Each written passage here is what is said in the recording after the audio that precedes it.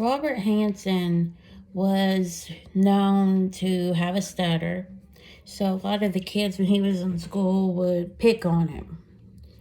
So as he got older, he kept that anger from school. And he ended up burning down the school bus.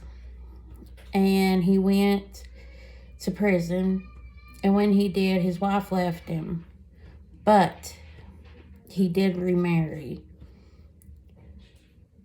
There was a young woman that when he took her, she was begging to be let go. And for some reason, he let her go. And she was only 16. So he let her go, but most of the victims wouldn't be that lucky.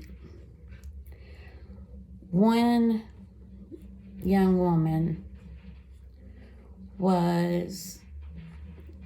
she was a dancer, and he took her to his house, and basically he tortured her. And the next morning, when he wasn't looking, she ran off, and she got a ride, and the guy she got the ride from ended up going to the police because they felt like something just wasn't right.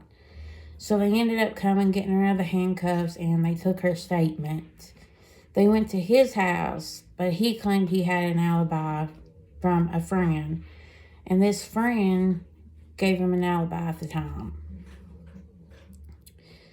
He owned a bakery because his parents owned a bakery. So his whole life, he basically was in the bakery from since he was little.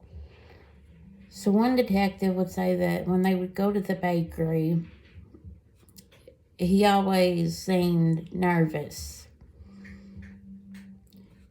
There was one young woman that lived in an apartment, and he went in and he R-worded her, but she survived. He would often, because he was a hunter, he would have a lot of animals that obviously he had mounted in his house. So people would talk about that a lot, how he would have animals. And with his victims, he sometimes would let them go and chase after them, and that's when he would kill them. I would say he liked the thrill of that. And Profiler got Robert Hansen to a T. So the detectives were already on to Robert Hansen because he already had a record. So they were on to him. And he would still be going to this club, and he would be getting dancers, and the same thing would happen. He would kill them, the detectives would find the body, but Robert Hansen at this time, he was on the radar, but they still couldn't prove at that time it was him. So for a while, he was getting away with it, but his luck would run out.